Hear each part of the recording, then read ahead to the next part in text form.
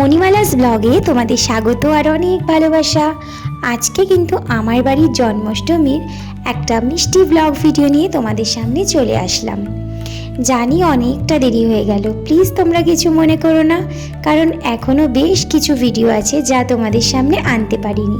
তবে জন্মাষ্টমীর ভিডিওটা মনে হলো তোমাদের সামনে আমার আনা উচিত, সেই কারণে ভিডিওটা তোমাদের সামনে নিয়ে চলে আসলাম।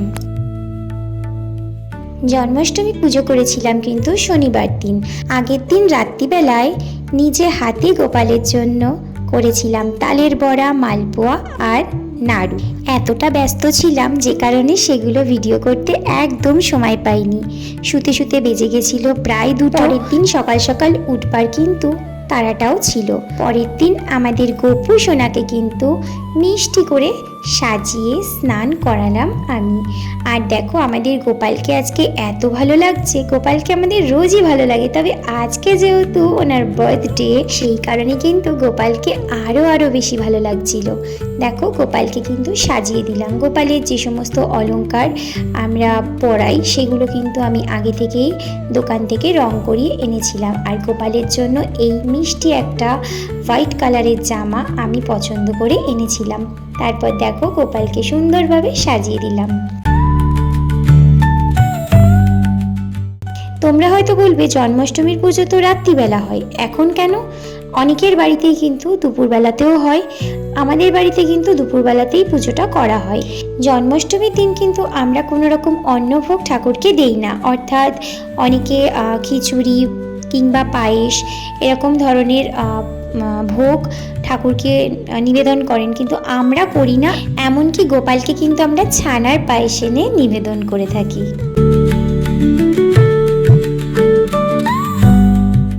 তোমরা এর আগের ভিডিওতে কিন্তু আমার ঝুলন যাত্রাও দেখেছিলে, মানে আমি বাড়িতে যে ঝুলন যাত্রা সাজিয়েছিলাম, তো সেটাও কিন্তু বেশ সুন্দর হয়েছিল।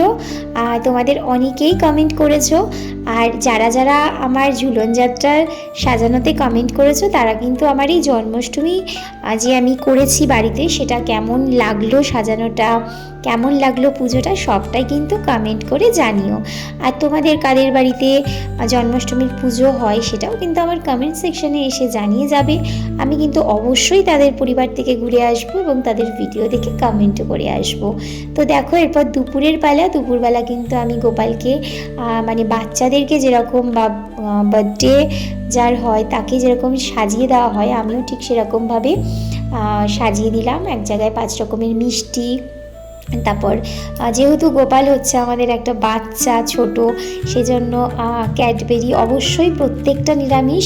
এমনকি এই চিপসের প্যাকেটটা যেটা দেখছো সেটা কিন্তু একদম প্লেন যে পটেটো চিপস হয় সেই চিপস, কোনো রকম কোনো এখানে পেঁয়াজ রসুন কিছুর ছোঁয়া নেই কিন্তু, যে কারণে আমি এটা মেনশন করে দিলাম। কারণ বেশ কিছু চিপস আছে যেমন লেস, সেখানে কিন্তু গার্লিকের একটা ফ্লেভার থাকে, তো এটা একদম প্লেন, পুরো একদম প্লেন আলু ভাজা যাকে বলা হয়, তো সেটা দিয়েছিলাম।